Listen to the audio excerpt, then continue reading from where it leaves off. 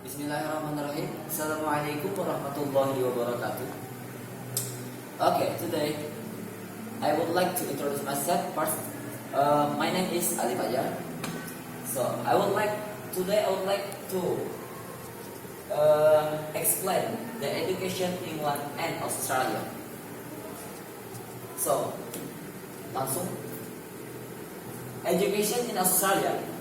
Australian education qualifications are regulated through the Australian Qualification Framework, or AQF, which connects Australian schools into one national system. Australia's education system has three main sectors of higher education. First, universities. Second, vocational institutions, and third, English language institutions. And then education in England. The education system in the UK or United Kingdom is divided into four main parts: basic education, secondary, divided into four main parts. One or first, basic education. Second, secondary education. Third, further education. And last, higher education. As you know, the UK uses the term K stage as the core stage of basic education, which includes primary and secondary education. Okay, next, I would like to explain about purpose of education in Australia and in England. Purpose of education in Australia is the general objectives of Australians for those education sectors are outlined in the laws that make up state education departments, universities, and other education institutions. The purpose of this education is to get the need for a balance between serving the needs of individual and the needs of society to the educational system. And purpose of education in England. Purpose of education in England is make education in England first from a complete structured education balance between the mind, a healthy mentality. Second, creating a civil society. Third, appreciate diversity. Example, might not call it the black, the fat, or the other.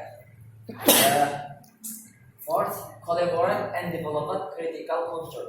Not assignment to ask questions and not worried about being considered stupid because everyone has the opportunity. The fifth, actuating the rules in the school, family, and environment. The sixth, feeling towards other and respecting ownership. 7. Conditioning and respecting human rights. Okay, next. I would like to explain about system of education in Australia and system of education in England. System of education in Australia is primary school, kindergarten to 4th or 7th grade. Second, secondary or high school, grade 7 or 8 to grade 10. Third, vocational education and training, vocational education and training.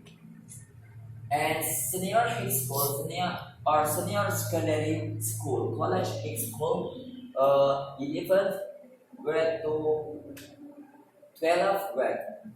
Fourth, higher education or university. System of education in England. the first school is for first the first school is for children age 5 until age or 9 years. Maybe in Indonesia language, TK. Second, middle school is for children between the age until 12 years or 9 atau 13 years.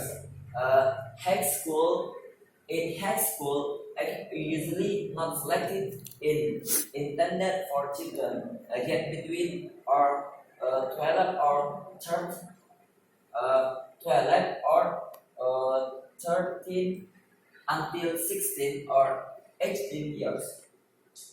So next,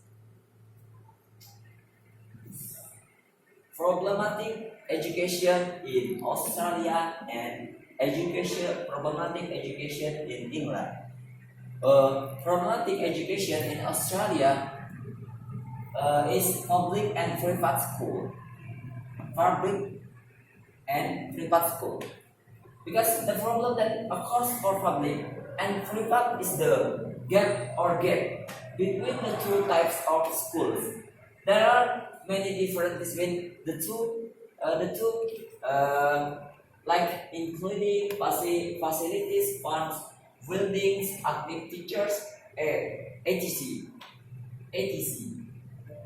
Public schools are generally slower to learn, lack discipline, and many children do not meet education targets. Problematic education in England. First is the relationship between education and employment and preparation for the transition from school to work. Second, a commitment to lifelong education. Third, the expansion of educational facilities. Fourth, teacher education of tomorrow. And last my presentation, conclusion. So at this conclusion, I can conclude that education in Australia and the UK or United Kingdom is not much different, which only distinguishes the education system.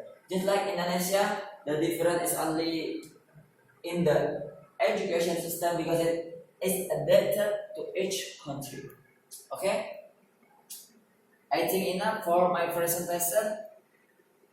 I am Ali Fajar.